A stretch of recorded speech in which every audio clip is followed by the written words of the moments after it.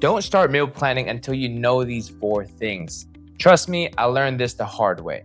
So last year, I was that person spending my entire Sunday doing meal prep, okay? 4 hours in the kitchen, containers everywhere, and by Wednesday, I was ordering takeout again because nothing looked good anymore. But here's the thing that nobody talks about anymore. That system worked for exactly 2.5 days.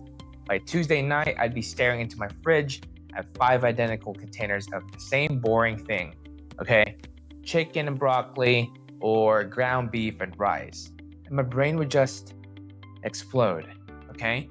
And then Wednesday would roll around and I'd find myself scrolling through DoorDash, telling myself just this once, while my perfectly meal prepped meals sat untouched in the fridge. All right, I tried everything. Different recipes, prettier containers, motivational meal prep accounts on Instagram. Nothing stuck.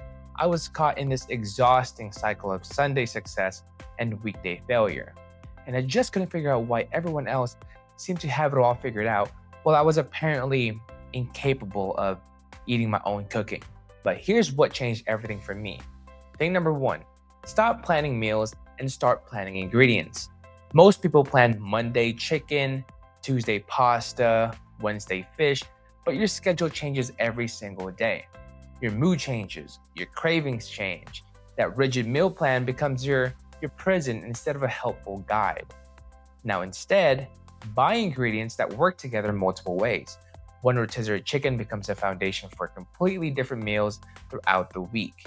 Okay, Monday it's chicken tacos with cilantro lime rice. Tuesday it's a healthy chicken salad with whatever greens are looking good that day. And then Wednesday becomes chicken soup with some of those vegetables you prepped. And Thursday, maybe chicken quesadillas with leftover taco ingredients. The magic is in the flexibility. But you're also not starting from zero or scratch every single night.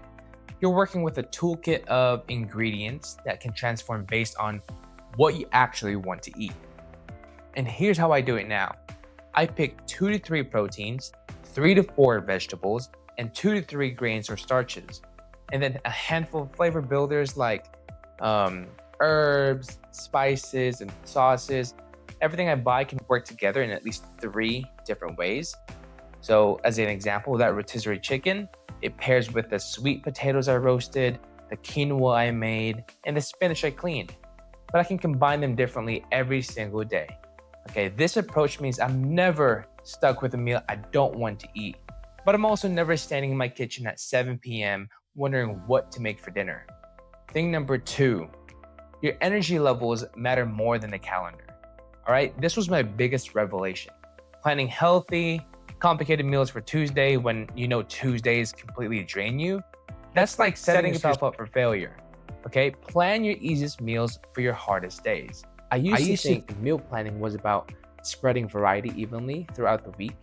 Okay, you know, Monday gets the fancy new recipe I found, Tuesday gets something with lots of vegetables, but that completely ignored the reality of how my week was. All right, Mondays I'm energized and motivated. I can handle chopping vegetables, trying new techniques, but Thursday, I'm running on fumes. All right, I work 12-hour shifts, I'm behind in emails, and the last thing I want to do is figure out how to properly season a piece of fish. So now I plan backwards from my energy. Okay, Thursday gets the easiest possible meal, maybe that rotisserie chicken, throwing over some salad greens with store-bought dressing, right? Friday, when I'm already mentally checking out for the weekend, get something I can throw in one pot and forget about. And Monday, when I'm fresh and motivated, gets the recipe that requires more attention and care. This isn't about being lazy. It's about being realistic. When you plan meals that match your actual energy levels, you're way more likely to actually make and eat them. And when you're not fighting against your natural rhythms, cooking becomes less of a chore and more of something that fits naturally into your life. Now, thing number 3, prep components, not complete meals. All right, instead of making full meals that get boring, prep building blocks, cook grains, chop vegetables, prepare proteins. Then you can mix and match based on what you actually want to eat. This was the shift that finally made meal prepping work for me and my wife.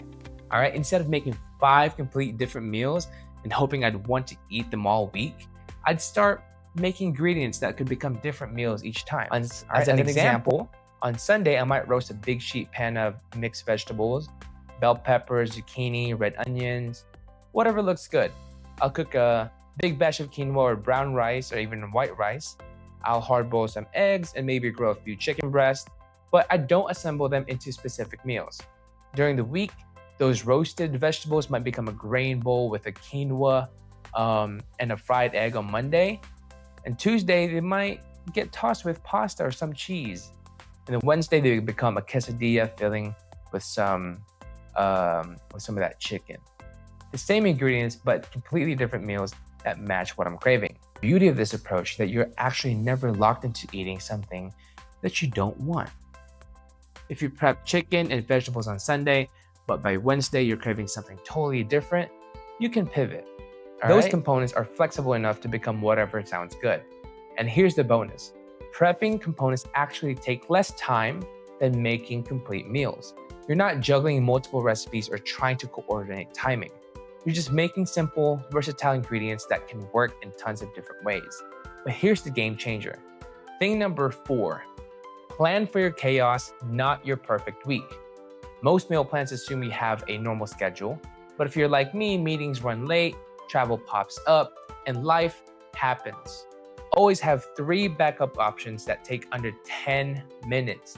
This is where most meal planning advice completely falls apart, all right? Every meal prep guru or YouTuber out there shows you this perfect world where you come home at exactly 6 p.m. every day, you have 30 minutes to cook, and nothing ever goes wrong. But real life doesn't work that way, okay? Last Tuesday, I was supposed to be home by 6:30 to make that beautiful grain bowl I'd planned. Instead, I was stuck in traffic around 7 o'clock, hungry and cranky, with a partner asking what's for dinner. Now the old me would have given up and ordered pizza. But now I have my chaos meals ready to go. All right, so chaos meal number 1, scrambled eggs with whatever vegetables are already prepped, okay? We're gonna serve it over toast or leftover rice. It takes 5 minutes max, uses ingredients I always have, and actually tastes good. All right, so chaos meal number 2, that rotisserie chicken again. This time, it's just gonna be torn over bagged salad with good olive oil, lemon, and whatever cheese is in the fridge. No cooking required. All right, now chaos meal number 3, pasta with jarred sauce. But I make it better by adding any leftover vegetables or proteins that I've prepped. Still takes under 10 minutes, but feels more intentional than just plain pasta.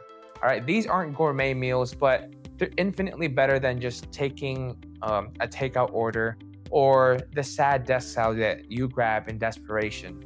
All right, and because I've planned for chaos, I don't feel like I've failed when life gets messy. Okay, the key is accepting that some nights good enough is actually perfect. Now, when you stop trying to make every meal Instagram worthy and start focusing on having realistic options for your real life, everything gets infinitely easier. And here's what's crazy. Once I started doing this, I went from spending 4 hours every Sunday to about an hour to 90 minutes. And I actually started enjoying my meals again because they fit my real life, not some perfect version of it. All right, so I spend maybe 30 minutes planning my ingredients for the week and another hour shopping because I know exactly what I need and I'm not wandering around the aisles, although I do let Clara take care of that. She's faster than me. Then 60 minutes on Sunday doing component prep, roasting vegetables, cooking grains, and prepping whatever protein we've got.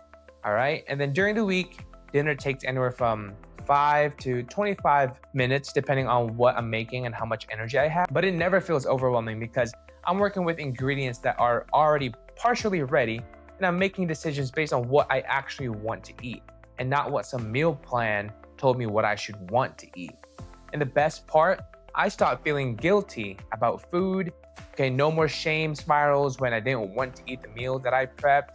No more anxiety about wasting food or wasting money. No more Sunday afternoon dread about spending my whole day in the kitchen. All right? Instead, I started looking forward to cooking again. When you're working with flexible ingredients and realistic expectations, making dinner becomes creative and fun instead of stressful and rigid. Now, the question is, are you ready to stop fighting your schedule and start working with it? Because once you do, meal planning stops being this overwhelming thing you have to psych yourself up for and starts being this simple system that actually makes your life easier. And isn't that what we all wanted from meal planning in the first place? So go ahead and leave a like, subscribe, and comment down below any questions you might have or what you want to see in the future. I'll see you in the next video.